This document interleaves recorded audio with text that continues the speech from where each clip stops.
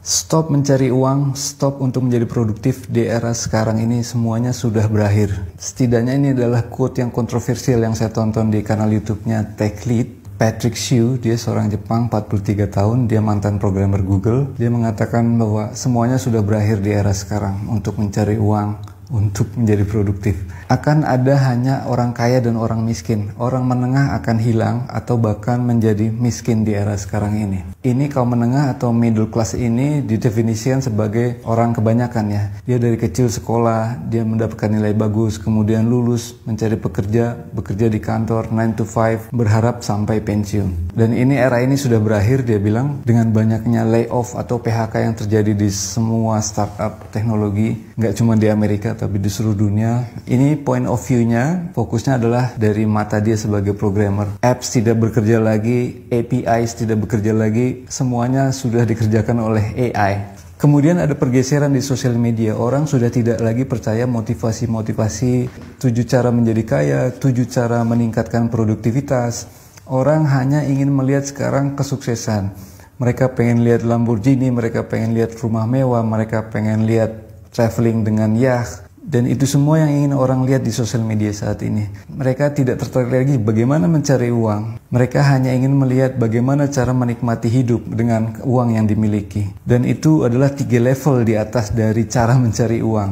Yang pertama adalah mencari uangnya. Yang kedua adalah mendapatkan hal-hal tersebut yang bisa membuat vibe positif. Yang ketiga adalah memiliki waktu yang banyak untuk menikmati hal-hal tersebut. Dan ini juga terjadi pergeseran di cara orang bekerja. Orang tidak mau lagi bekerja 9 to 5. Sekarang perusahaan lebih suka outsourcing, lebih suka work from home, lebih suka kontrak. Tidak ada lagi sampai puluhan tahun seperti dulu sampai pensiun. Dan dia menganalogikan situasi sekarang ini seperti kapal Titanic yang sedang tenggelam. Bagaimanapun kerasnya kita, bersusah payahnya kita mencegah agar Titanic tidak tenggelam, tetap kapal itu akan tenggelam. Itu yang terjadi di semua negara sekarang, dia bilang. Satu-satunya cara adalah ya kita menyelamatkan diri. Kita memakai sekoci-sekoci kecil, perahu-perahu kecil untuk keluar dari kapal Titanic. Dan ini menarik buat saya karena walaupun pahit, apa yang dia katakan itu benar. Sekeras-kerasnya apapun kita bekerja sekarang, harganya sangat kecil dan hampir mustahil untuk lompat dari kemiskinan ke kemakmuran atau kaya.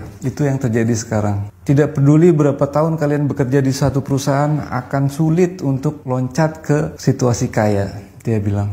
Peluangnya sudah tidak ada saat ini. Begitupun sebagai wirausaha atau pengusaha akan sulit berkompetisi dengan startup yang memiliki AI, dia bilang. Sangat tidak mungkin individu-individu untuk menyaingi perusahaan-perusahaan besar seperti startup AI karena modalnya yang digunakan adalah sangat besar, data yang digunakan sangat besar dan tidak mungkin dimiliki oleh individu-individu.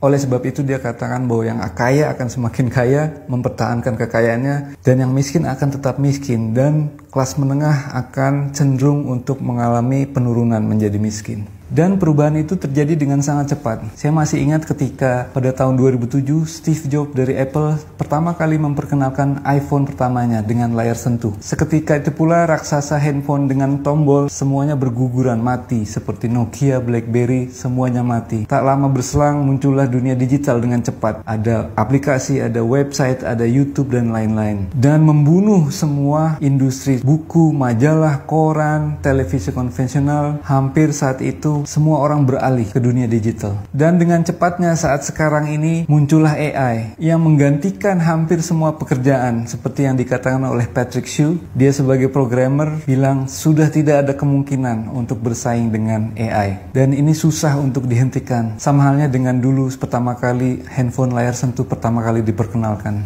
Dan dari menonton video ini ada beberapa hal positif yang saya ambil. Walaupun ini videonya sangat terdengar depresif ya. Tapi tetap ada poin-poin yang menarik buat saya. Bahwa hidup itu ada kalanya tidak apa-apa untuk tidak melakukan apapun. Karena memang situasinya tidak pas. Sekuat apapun, sekeras apapun kita mencoba, kadang kita tidak memenuhi hasil yang kita inginkan. Dan itu alami dan wajar.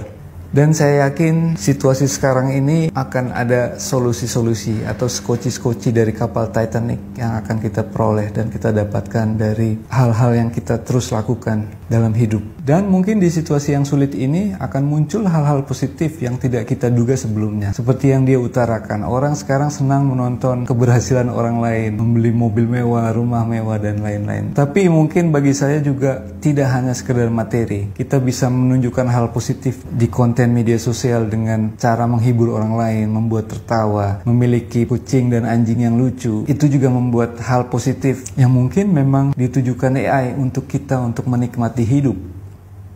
Gimana menurut kalian?